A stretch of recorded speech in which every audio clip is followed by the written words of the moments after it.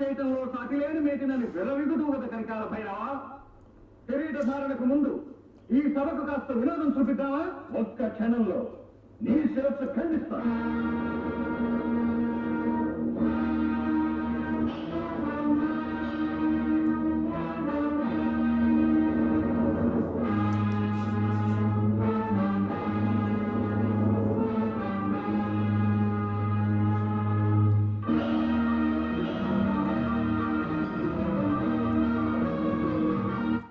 ఇప్పుడు 40 years అయింది ఈ సినిమా రిలీజ్ అయ్యి. మార్చ్ 21, 1986లో సింహాసనం 70mm స్టీరియోఫోనిక్ సినిమా. అప్పుడు ఈ కళ్ళగంత ఫైట్ ఆ రోజుల్లో గూస్ బంప్స్ వచ్చేసినాయి మా అందరికీ. అయితే ఈ సినిమా గురించి చాలామంది చెప్పే విషయాలు, మొదటి 70mm అని, అప్పుడు 144 సెక్షన్ పెట్టారని అది ఇది చెప్తారు. కానీ నేను స్వయంగా చూసిన వాడిని కాబట్టి కొన్ని విషయాలు చెప్పాలి.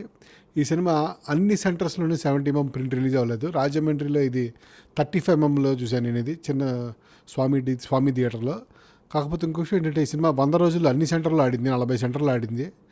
అండ్ నేను స్వయంగా గమనించాను 90 రోజులు అయిన తర్వాత కూడా ఈ సినిమా హౌస్ఫుల్ అయ్యేది. సో 90వ రోజున మీరు ఈ సినిమా చూడాలన్నా కూడా థియేటర్కి పోతే లైన్లో నుంచోవాల్సిందే.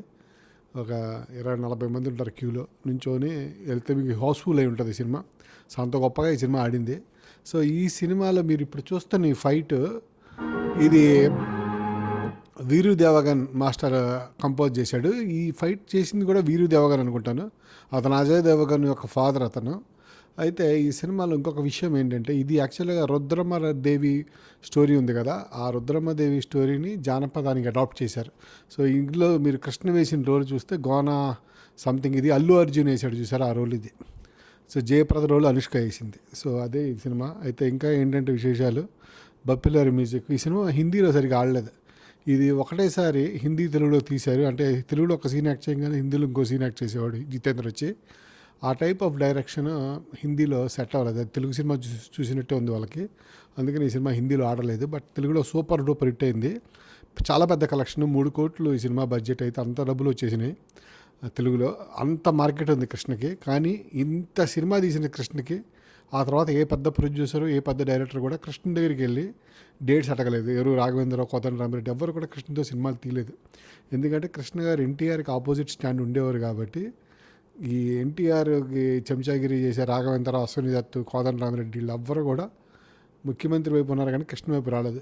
ఆ టైంకి కృష్ణ గారు అలా కొడుకును కూడా సినిమాల్లోకి తీసుకొద్దామని చెప్పేసి సామ్రాట్ అని అదని ఇదని పెద్ద పెద్ద భారీ బడ్జెట్ సినిమాలు తీసి అక్కడ డబ్బులు కొంచెం పోగొట్టుకున్నాడు. అదే టైంకి విజయ నిర్మల్ గారు డైరెక్షన్ చేసి ఆవిడ కొంత డబ్బులు పోగొట్టారు. ఆ తర్వాత హిందీలో సినిమాలు తీసి తమ్ముళ్ళు కొంత డబ్బులు పోగొట్టారు.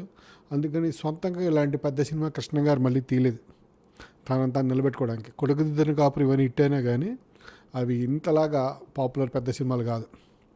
సో ఒక రకంగా రాజకీయాలు కృష్ణకి నష్టం చేసినాయి. తర్వాత బంధుప్రీతి, తర్వాత ఈ మొహమాటాల వల్ల ఈయన దెబ్బతిన్నాడు. కానీ అదే మీరు ఇప్పుడు చూసుకుంటే ప్రభాస్ బాహుబలి సినిమా తీసిన తర్వాత ఇంకొక 5 ఏళ్ళకి పెద్ద సినిమానే తీస్తారు తప్ప ఎవ్వడు కూడా చిన్న సినిమాలు చేయడు.